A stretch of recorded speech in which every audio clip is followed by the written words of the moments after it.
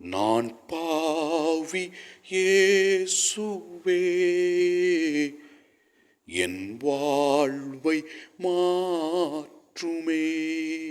ஆண்டவரே இயேசுவே, நாங்கள் மனம் மாற வேண்டும் என்று ஆசைப்பட்டு எங்கள் வாழ்க்கையின் மனமாற்றத்திற்கு உதவுகின்ற உமது இரக்கத்திற்காகவும் கருணைக்காகவும் நன்றி சொல்லி உம்மை ஆராதிக்கின்றோம்.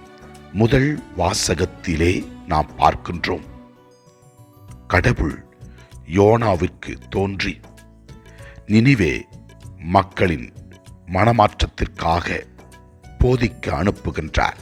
ஆண்டவரின் நற்செய்தியை கேட்ட நினிவே மக்கள் அவர்கள் செய்த தவறுகளை உணர்ந்து அரசன் முதல் எல்லா குடிமக்களும் செய்த தவறுக்காக சாக்கு உடை உடுத்தி நோன்பிருந்து ஜெபித்து மனமாற்றம் பெற்றார்கள்.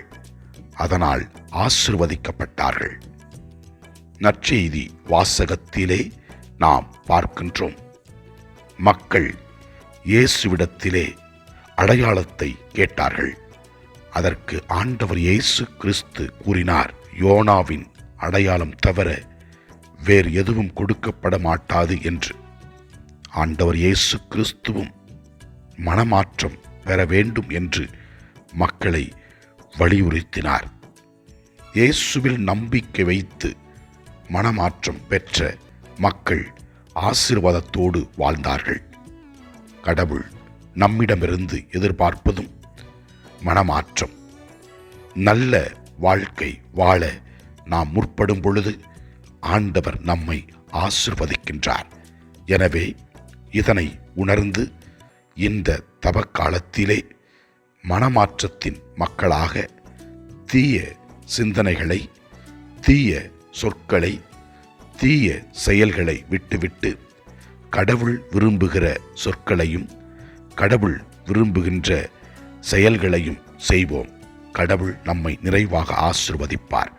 ஆண்டவரை நோக்கி நமக்காகவும் நம் குடும்பத்திற்காகவும் உலகில் உள்ள அனைத்து மக்களுக்காகவும் ஜெபிப்போம்.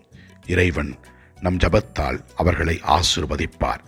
எல்லாம் அல்ல இறைவன், தந்தை, மகன், தூய ஆவியார் நம் ஒவ்வொருவரையும் ஆசீர்வதிப்பாராக. இயேசுவுக்கு புகழ். மரியே வாழ்க. ஆமன். புனித பீட்டர் டேமியன் கூறுகிறார், சிறந்த பரிகாரம் நாம் பொறுமையோடு கடவுள் கொடுக்கின்ற துன்பங்களை ஏற்றுக்கொள்வதில் அடங்கியிருக்கிறது.